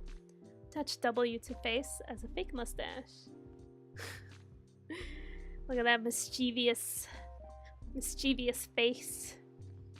This is incredibly silly, and you're not sure how it fits into your campaign against your mother or getting your computer back online to escape your doom. It's hard to resist getting a little silly sometimes, especially when you are absolutely positive no one is watching. Capital log W. That unsightly void in the W pack won't do, nor will the gash in the plastic. It has a 12 cents in its place, which is your approximation of the letter's value. You also make a vow to return later and neatly sew the plastic shut. Rose, think of ways to one-up Mother. You now wonder how to address the pillow situation. It seems the woman has you at a clear disadvantage. Perhaps slipping a fresh doily under the pillow would do the trick. Maybe spilling a bit of Worcestershire sauce on it, and then having it dry cleaned and returned along with a laboriously ingratiating apology note? No, there's no time for anything like that. Or maybe, just thinking out loud here, use the entire pack of W's as M's? Oh yes, that would burn. You've already done something with that W pack, and there's no need to go back and gild that lily. This is delicate business, and that pillow is screaming for a rebuttal. Capsule like velvet pillow. Decide to take the velvet pillow and lovingly embroider a poem in praise of motherhood on it. Hopefully you can pull this off before she notices it's gone. Cause your tree to be pretty badly unbalanced. Surely it will auto-balance itself in a moment. Just like that, the umbrella becomes accessible in the root card, and that's one of the things you love about tree modus. The happy surprises. Head out the back door. Okay, enough's enough time. You don't know how she does that. You're never safe in this house. And of all things to be doing during a powder outage, she's up to her ironic housewife routine again. That mop bucket doesn't even have any water in it. What an absolute mad woman. Hop over counter, landing in a roll. This bird's gotta fly. Shoo! Youth roll. Lousy goddamn stupid wizards. Meanwhile, in the past again, you're almost done patching up the hole in your window with the gaffer tape, but it's sort of hard to get any work done. People keep pestering you all day. You better get to that. You have a sip real quick.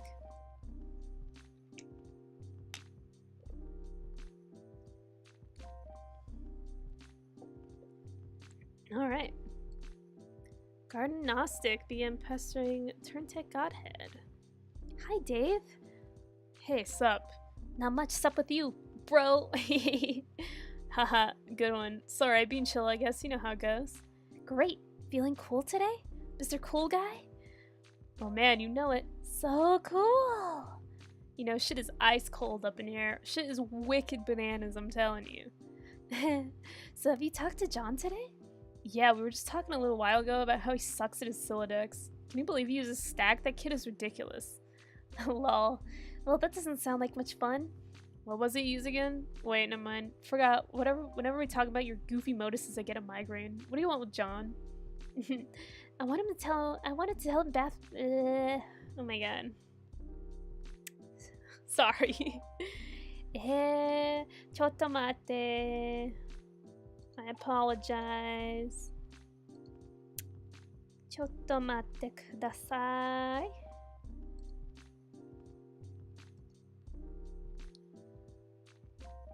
Alright.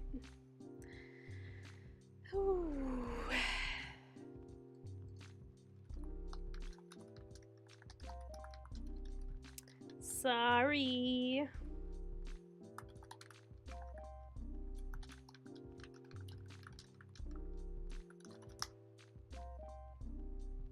Okay. Let's continue.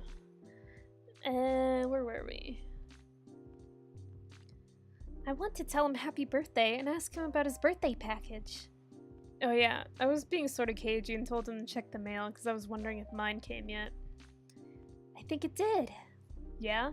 And I think mine came too. So, I guess you want to know if he likes it or something? No, he will not open it. He will lose it. Oh. Wow, sorry to hear that, I guess. No, it's good, actually. Because he'll find it again later when he really needs it. Which, of course, is why I sent it in the first place. See, like, I never get how you know these things. I don't know. I just know that I know. Alright. Anyway, I have to go. I have to feed Beck, which is always a bit of an undertaking. Man, if I were you, I'd just take that fucking devil beast out behind this woodshed and blow its head off. I don't think I could if I tried. Yeah, say hi to your granddad for me too, okay? Yes, I guess an encounter with him is almost certain. It is usually intense. Well, yeah, isn't it always with family? He sounds like a total badass. Yeah, he totally is. Anyway, gotta go. See ya. Heart. Cute. Get phone.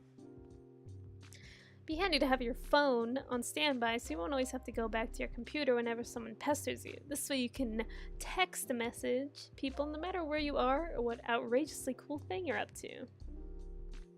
So cool.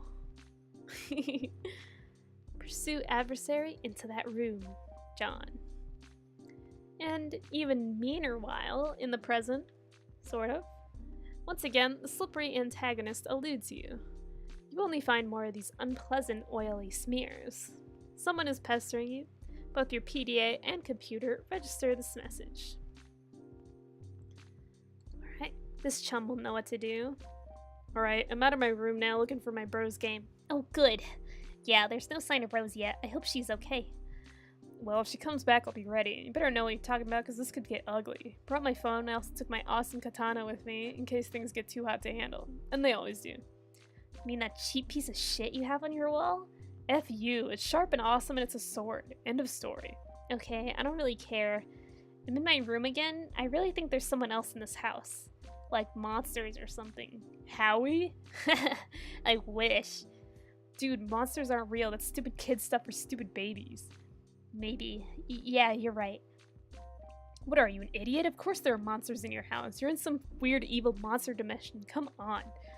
Skepticism is the crutch of cinematic troglodytes. Like, hey mom, dad, there's a dinosaur and the ghost or whatever in my room. Yeah, right, Junior, go back to bed. Fuck you, mom and dad. How many times are we gonna watch this trope unfold? It wasn't goddamn funny the first time I saw it. Just once I'd like to see dad crap his pants and a kid says there's a vampire in the closet. Oh shit, everyone in the minivan. Be fucking dad of the year right there. Okay, stop. What do I do? What, do you have a hammer?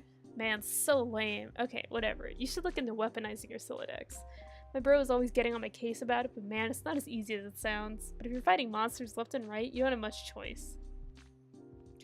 Okay, I guess I can read up on data structures some more. How's it going in there? I'm out in the living room and he's usually here, but I don't see him. Might be playing his mind games, so he's pulling this ninja shit. All I see is a little Cal over there, so I guess he can't be far. Oh god, so lame. What? See, I just don't know why you think it's cool. This ventriloquist rapping thing. Oh, Lil Cal? No, man, Lil Cal's the shit. That's fine. You're entitled to your opinion. I'm just saying that being a white guy who's a rapper with a ventriloquist doll is not cool by any stretch of the imagination or by any definition of the word cool, ironic, or otherwise. That's all I'm saying. Yeah, bullshit. Cal is dope. Puppets are awesome. John Egbert blows. The end. Yeah, more like the opposite of all those things is the thing that is true. I'm going to read. Good luck with your bro. He's such a nerd. Mr. Chan. What a great comeback. Read your book. Stay wary of those foes. Pfft, monsters. Only babies who poop in their diapers believe in that stuff. Ooh. We got some more. Another sound page. Youth roll rose. Youth roll right out the front door. Some of these work, but some of them don't. Oh, these are animations. That's why it works. No, I can click on these. Oh! A grieve. Wah!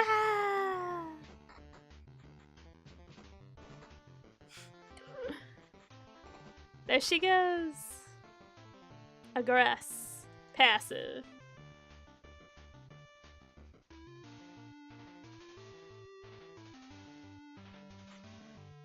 Empty suicide threat. Abjure. Ironic indulgence. A beautiful pony.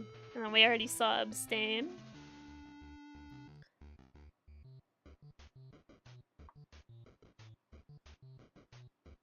Okay. Let's move on.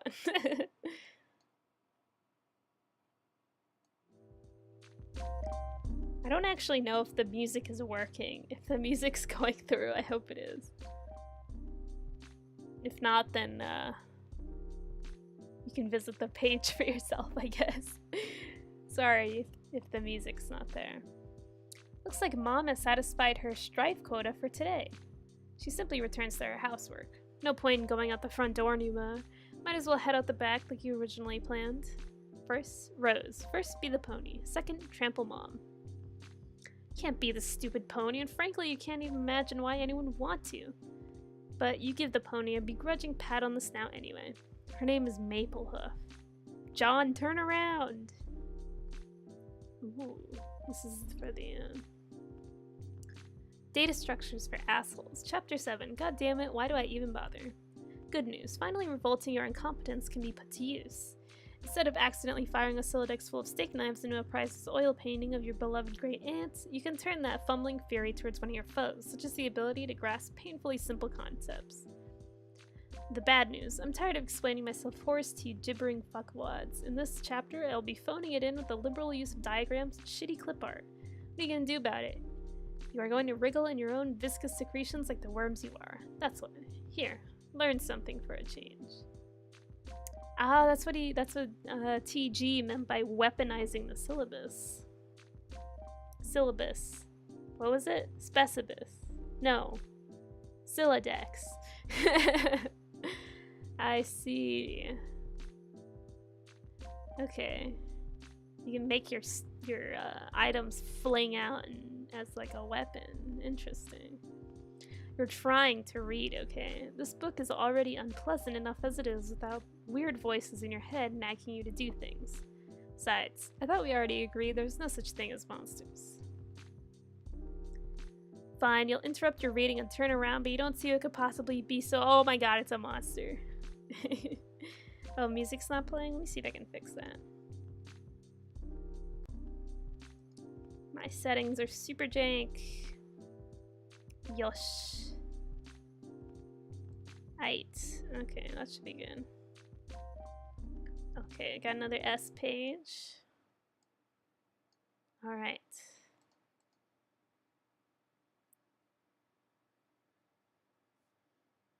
Shale Imp. Don't move or the bunny gets it. No! Oh my god, that hammer's bigger than him. Turn that down a little bit. Agree. Put the bunny back in the box. Oh. He's died. Oh no. Get up. Rose, exit. Oh no, I hope he's okay. Our poor boy. Alright. Rose, exit. You leave through the back door. Nearby is the transformer, which distributes electricity from the underground generator powered by the river flowing beneath your house. Transformer was struck by lightning, though, and no longer works. You wonder if your mother has any plans to have it fixed. You guess she'd rather just play her mind games in the dark house like a weirdo. See the mausoleum and the portable generator across your backyard. You're almost there. Use umbrella. No! Ah. Regather items and begin the Soggy Trek Mausoleum Ward. Oh, we got another S page. Get up, John. This is no time for slumber. Oh, he's up. He's got the stick. Strife. I guess this was also a game page. Bonk.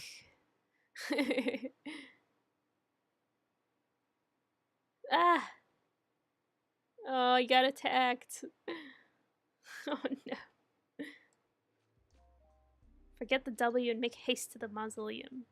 Retrieving the W never even crossed your mind. It's just a stupid magnet. John, salvage your weapon and fight on. Oh.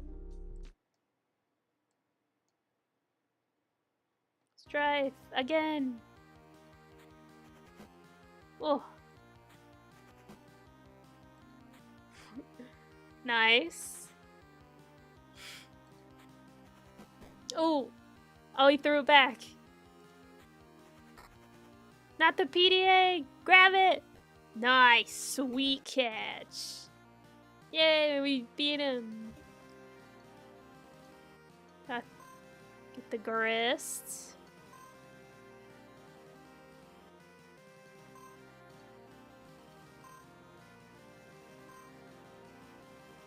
I'm gonna mute that. That's painful. Alright. We did it. Defeated the monster. You said, put the bunny back in the box. Uh-oh. Now why couldn't he put the bunny back in the box? Now exult. Victory. Spoils are yours. He leveled up. It's Plucky Tot. Aw, look at him dance. How cute. The amazing victory allows you to scale the first 2 achievement rungs on your Etcha ladder. You are now a Plucky Tot with a new feather in your cap to show for it. The Etcha ladder rewards your bold ascent with 125 boon dollars. You waste little time in storing them in your ceramic pork hollow. Additionally, climbing the rungs had boosted your gel viscosity and cash limit. By extending your cash limit, you've made room for all that nice grist you just collected. You now have 32 fragments of build grist and 10 fragments of shale. What about that card? It seems the shale imp had allocated the bunny to its strife specialist. Sort of a stupid thing to use for a weapon, you might as well grab it and stick the bunny in your strife deck while you're at it. It will, at the very least, be safer in there. Okay. You group the 2 specify in your strife portfolio. No self-respecting strifer would be caught dead without one. Wonder if there are people who just like carry their strife cards like everywhere, just like dropping them all over the place. Like those kids in school who would put the papers just in their backpack and not in a folder. Gather the scattered bits of your large hammer. Oddly enough, it seems breaking the sledgehammer altered the abstratus from hammer kind to handle kind, even going as far as expelling the head of your smaller hammer from your deck to force compliance. You didn't even notice in the heat of the battle. Grab the sledgehammer handle, expelling the useless Harlequin figurine. Oh, it's broken! Repair the hammer. Merge the sledgehammer head with its handle and return it to your strife deck, repairing the hammer kind abstratus in the process. Smaller hammer handles ejected from the deck since, of course, handles of any sort no longer belong in there. Obviously. Alright, fine. Now what? Dave is pestering you, but you don't have time to deal with this nonsense right now. Something's amiss in your room. You can't quite put your finger on it. Ooh. Rose, hurry and activate the generator. Ooh. Fire up the generator and drag a cord into the mausoleum. It of course would be foolish to run the generator inside a confined space. Generator safety is everyone's business. Defile tomb. Sorry, Jaspers, you have to make space for the laptop. Besides, your final resting place is already a mockery. You should have decomposed years ago under a bed of petunias like a normal cat, not given a taxidermist and fitted with a tiny custom-tailored suit and then stuffed in a coffin built for infants. Look at him, little suit. Plug in your laptop. Plug in your laptop and connect to the internet signal again. Everything predictably falls out of your Solodex, but you're not about to get bent out of shape about it. You have bigger fish to fry. Looks like Dave noticed you're back online. He pesters you like clockwork. And then there's John. What on earth is he up to now? The door, John. Look at the door. You're right. Didn't Rose yank the door off its hinges and prop it up on your bed? Someone or something has put it back and left it slightly ajar. Incredibly alarming. Investigate. Oh no! Pranked. Poor John. Alright, what is this so outrageous? Grandma with the clown music.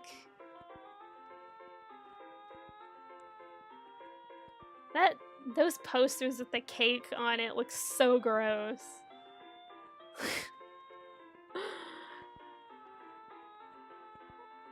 How unfortunate. Grandma's gonna get the wrong idea. Alright. Rose. Pester John. Oh, I see we have a message from TG. Oh, or Dave. We know his name now. Dave. Oh, there you are. John said your house is burning down. Are you on fire yet, or what? No. For now, I have retired to the safety of a smaller building, which is much closer to the forest fire threatening my residence. Oh, well, that's a relief. John told me to get the game to help you out of there, so I'm working on that now. Working on it? Yeah, my bro's copy, long story. Hey, don't tell John this, but I think he might have been right about the puppets. They're sort of starting to freak me out a little. You're referring to your brother's collection? I mean, don't get me wrong, I think it's cool and all, the semi-ironic puppet thing or whatever, or semi-ironic. Man, I don't even know. I'm just starting to think some of this shit is going a little far, and it's kind of fucked up. I've seen his websites. I like them. Haha, yeah, well, you would. Oh man, I wish little Cal wouldn't look at me like that with his dead eyes. Jesus, sometimes I dream that he's really talking to me, and I wake up in a cold sweat and basically flip the fuck out. Interesting. Oh god, why did I just tell you my dream? You're gonna have a field day with that. I'm currently scrawling notes furiously onto one of the many psychoanalysis journals I maintain for you. Published papers forthcoming. Because, you know, it's not like either of us have anything better to do at the moment than evaluate each other's radically debilitating pathologies. Yeah, I'm gonna get moving. Oh, have you heard from John? He's not answering me. He won't answer me either. But I'm watching him. I suspect he's preoccupied with the fact that he just had a bucket of water dumped on his head by the ghost of his dead grandmother, who also happens to be dressed like a clown. Alright, I'm out. Later. Spoken like a true cool guy. Interrogate this mad woman. Nana?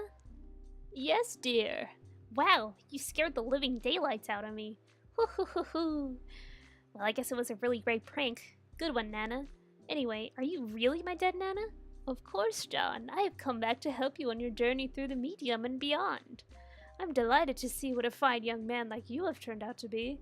Just like your father. Okay, I guess I will take your word for it. I don't remember you at all. My dad said I was really young when he died. Hey, speaking of which, do you know where he is? I looked everywhere for him. Oh. Your father was kidnapped. That's the wrong voice. Your father was kidnapped. Oh no. When you crossed over to the medium, he was apprehended by the very forces of darkness which your presence here has awakened. What? Okay, so what is this medium you were talking about? It is where we are now, a realm that is the ring of pure void, dividing light and darkness. It turns in the thick of the inciposphere. Inciposphere.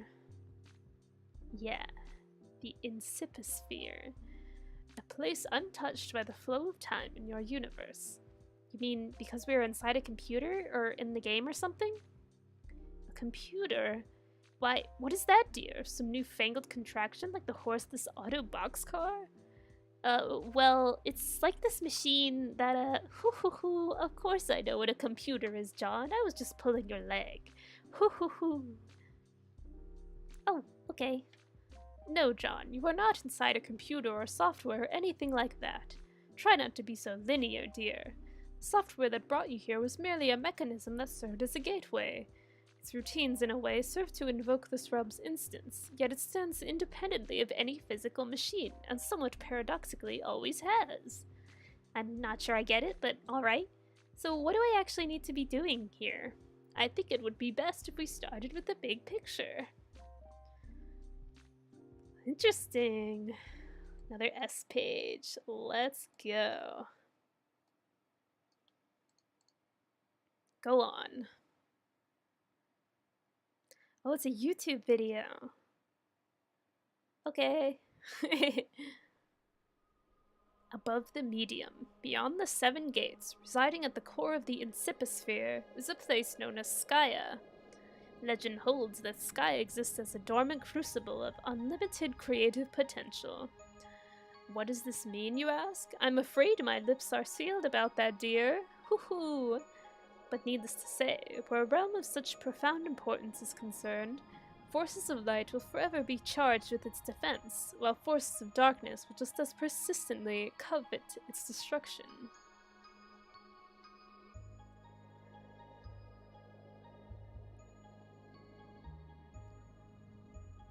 Whoa.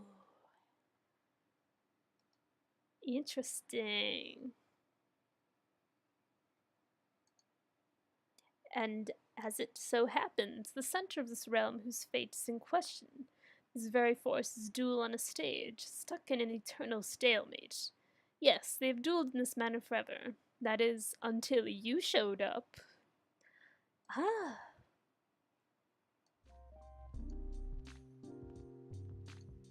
Me? Me? Yes, you, John. Before your mishap with my ashes, you may recall the sprite's previous incarnation, which resulted from its kernel's hatching. You see, this hatching occurs automatically in response to your arrival. The result is a pair of kernels, one dark, one light, each carrying the information they are prototyped with before the hatch. One goes down to a kingdom entrenched in darkness, the other up to a kingdom basking in light. Each comes to rest in an orb atop a spire, of which there are 3 others in kind. The 4 spires are situated above a throne, and these 2 thrones preside over the 2 respective sovereign powers. And once the kernels are situated, that is when the game is afoot. The true war begins, light versus dark, good versus evil. This is a war that the forces of light are always destined to lose, without exception. A quest of futility, then. Wow, really? Then what's the point? That remains for you to find out, dear. For you see, the journey you are about to take is the ultimate riddle. Whoa! For now, your objective is to proceed towards Skya and pass through the first gate situated directly above your house. Not even terribly far. The gates will become progressively more difficult to reach, so you had better be prepared to sharpen your adventuring skills. How am I supposed to get up there? You build. Okay, I think I get it now. So I guess the battle against good and evil is sort of irrelevant? Well, I don't know, all that sounds kind of weird, but in any case, we build a house to get to these gates, and then I can save my dad. Yes, John. And then after that, we solve this ultimate real thing and save Earth from destruction. Oh no, I'm afraid not. Dancing slows down. Your planet is done for, dear. There's nothing you can do about that. Oh. Your purpose is so much more important than saving that silly old planet, though. And that is? Yes, I will have to agree with the float hag about that. John, you are such a good boy. I know you will succeed. Thanks, Nana. You are a good boy, and good boys deserve treats. Hooray! I'm going to go bake you some cookies. The hag mentioned cookies. Pursue her. God damn it, that's just what you need. More baked goods. John, you do not say no to cookies. I command you go get them. You totally abjure the hell out of that idea. You're so busy abjuring you don't even notice Rose has been trying to pester you this whole time. Hit John in the head with a box to get his attention. Give John a swift drubbing in the noggin, but he's undeterred. That is some fit he's throwing.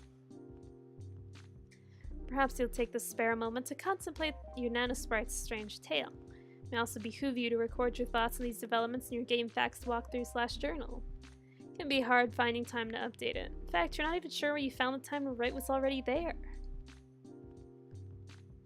Oh, is that so, Jaspers? And just who do you think you're looking at with that smug grin? The last thing you need is sass from a dead cat. It's pretty much all his fault you're in this mess in the first place, so he can just button it. John, cookies, now. You refuse outright. This impudence is insufferable. Go get the cookies. Well, when you put it so politely, how can John decline? John, you are stupid. You really need to work on your manners. Stupid, stupid, dumb. That's not a command. It's nothing. It's stupid. You're stupid. For the last time, I command you to get the cookies, boy. It's just not gonna happen, buddy. Years in the future.